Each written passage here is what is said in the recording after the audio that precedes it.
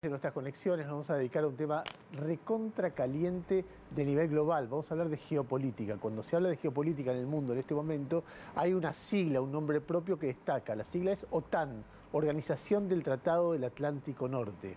Ustedes habrán escuchado que Vladimir Putin, como excusa para invadir Ucrania, dijo: no quiero que Ucrania entre a la OTAN, o que Finlandia y Suecia quieren entrar a la OTAN, o que Turquía se niega a que Finlandia y Suecia entren a la OTAN. De eso vamos a hablar en los próximos minutos.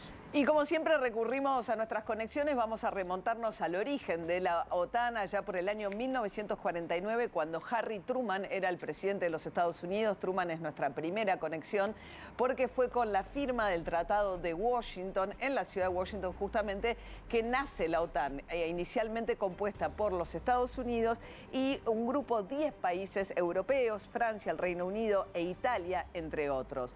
Lo más sustancial, ¿no?, del tratado que firman es el artículo 5, que establece que el ataque a uno de sus miembros será considerado un ataque contra todos ellos y que todos se van a defender en conjunto. Esto de alguna manera plantó la semilla de lo que iba a ser después la división del mundo en dos partes de la Guerra Fría.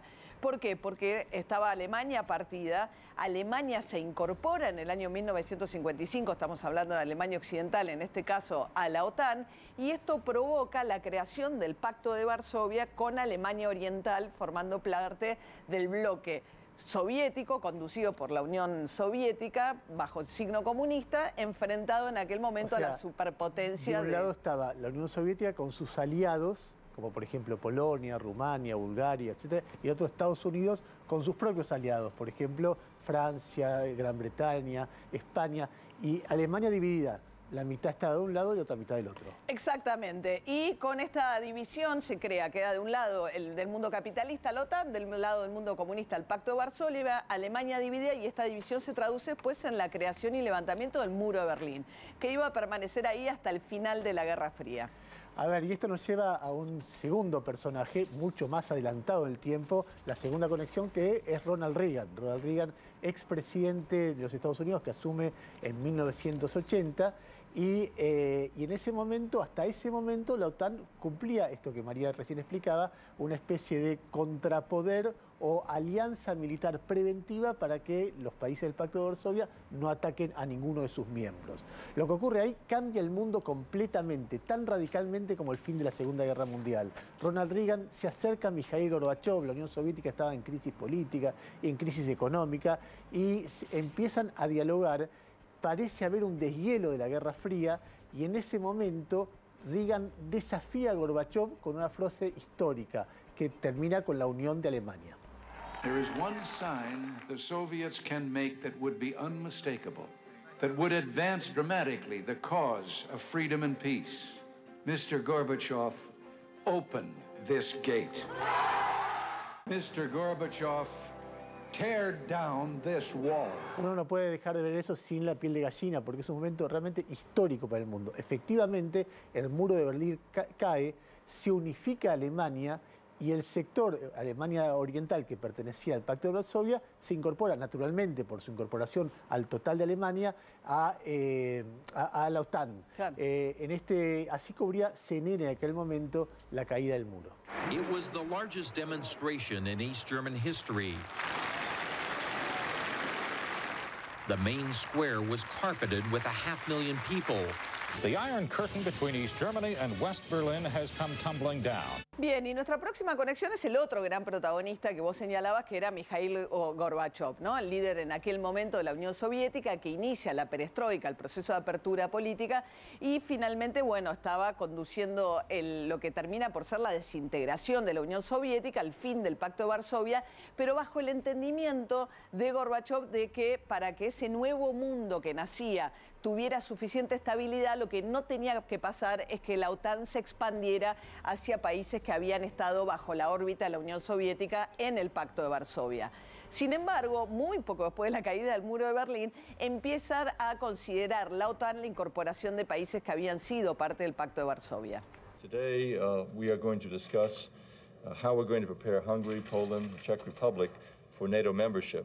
And a key step in this preparation will be the discussions with the three countries this fall on their obligations to achieve full membership. Bien, a pesar de la oposición de Gorbachov y a pesar de las alertas que hizo en ese momento el ruso, la incorporación igual se produjo. Escuchemos la reacción de Gorbachov. Поэтому надо следовать тому пути, тому выбору, на который мы встали.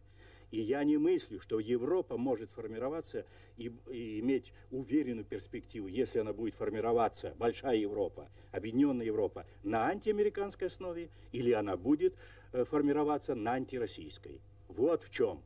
Поэтому здесь надо говорить и переводить плоскость разговора не в то, что кто-то просит принять, кто-то не просит, кто-то собирается. Это все мелочи. Допускается ошибка, просчет стратегического масштаба. Bien, así todo ingresaron finalmente Hungría, Polonia y la República Checa. Fueron los 3 países que habían sido parte del Pacto de Varsovia que ingresan a la OTAN en una ceremonia que se hizo también en Estados Unidos y que fue especialmente personal para Madeleine Albright, la entonces secretaria de Estado, que era ella misma una inmigrante y que lo celebró al grito de aleluya. Ahí se la ve el momento de la firma y la que está atrás justamente es Madeleine Albright, ¿no? Ahí está Madeleine Albright, ahí está.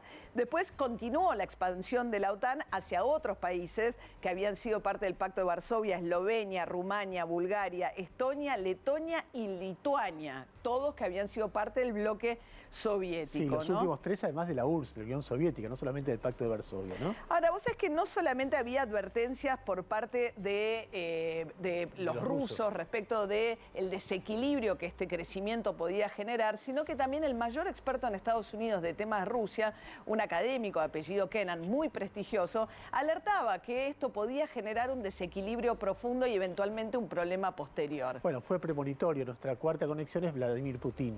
A lo largo de que pasaban los años, distintos dirigentes rusos de distinta manera fueron advirtiendo: esto no nos gusta.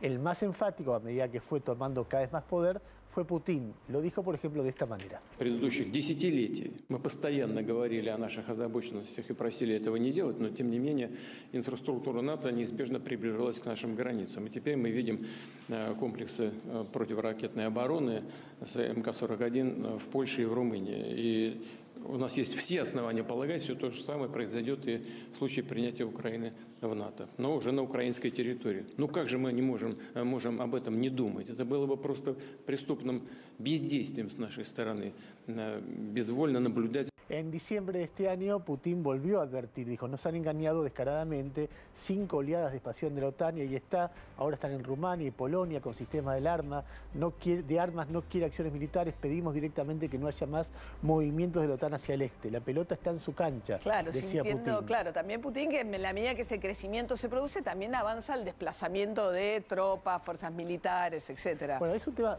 muy delicado, porque Putin cuando utiliza esto como excusa para invadir Ucrania, y por supuesto que los ucranianos argumentan que tienen todo el derecho de elegir, decidir en condiciones de autodeterminación a qué alianza quieren pertenecer. No solamente ellos, muchos pueblos del este dicen: la forma de defendernos de Rusia tiene que ver con incorporarnos a la OTAN. Eso es lo que está pasando en este momento, de hecho, con Finlandia y Suecia, por ejemplo. Así es, vamos a ver por eso nuestra próxima conexión es el actual presidente de los Estados Unidos, que es Joe Biden, ¿no? Arrancamos con Truman en la fundación de la OTAN. ¿Qué está pasando ahora? Bueno, de alguna manera, paradójicamente, el resultado de la guerra es que la OTAN sale fortalecida, en el sentido de que hay países que nunca habían querido entrar a la OTAN, como es el caso de Suecia y Finlandia, y que a raíz de esto, tiene Finlandia además una historia que ha tenido una guerra, tiene frontera con Rusia, pide entrar a la OTAN y es muy bienvenida por Joe Biden. Finland and Sweden make NATO. Finlandia y Suecia fortalecen a la OTAN no solo por su capacidad,